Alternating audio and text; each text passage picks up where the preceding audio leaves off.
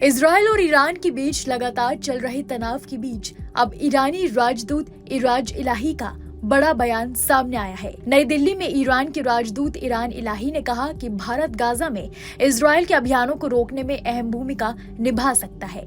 उन्होंने कहा कि ईरान क्षेत्र में शांति और स्थिरता लाने के लिए भारत की किसी भी मीडिएटर भूमिका का स्वागत करेगा। इलाही ने बताया कि ईरान ने पिछले हफ्ते इजरायल पर हुए हवाई हमले के बारे में भारत को पूरी जानकारी दी है। उन्होंने आगे कहा कि इसका मुख्य उद्देश्य इजरायल को रोकना और लाल रेखाओं को पार करने की संभावित कीमत को प्रदर्शित करना था। राजदूत ने यह भी दावा किया कि दोनों उद्देश्यों को हासिल कर लिया गया है।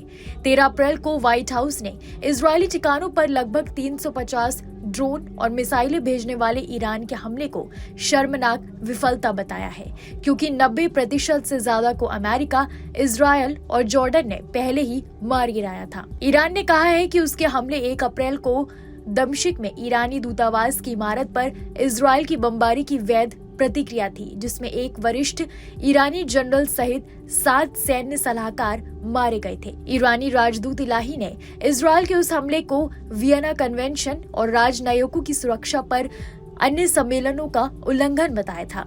इजरायल के हमले और ईरान के जवाबी हमले दोनों पर भारतीय विदेश मंत्रालय की प्रतिक्रिया को तटस्थ के रूप में देखा गया है, जिसमें किसी भी देश की सीधे तौर पर निंदा नहीं की गई है, लेकिन इलाके में तनाव बढ़ने के बारे में गंभीर चिंता व्यक्त की गई है।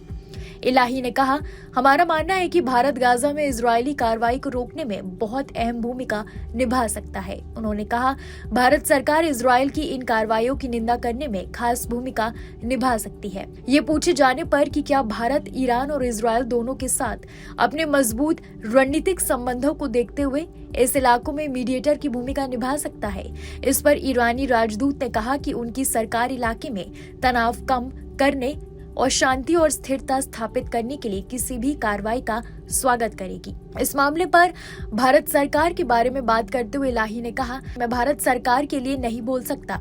ऐसी स्थितियों में हर देश की अपनी स्थिति होती है, लेकिन ये निश्चित है कि अंतर्राष्ट्रीय सम्मेलनों के अनुसार राजनयिक स्थानों पर हमला करना प्रतिबंधित है। उन्होंने कहा कि भारत को 7 अक्टूबर को हमास के किए गए आतंकवादी हमलों के बदले में गाजा ने इजरायली कार्रवाई की निंदा करनी चाहिए, जिसमें 1200 से ज्यादा इजरायली मारे गए और दर्जनों को बंधक बना लिया गया।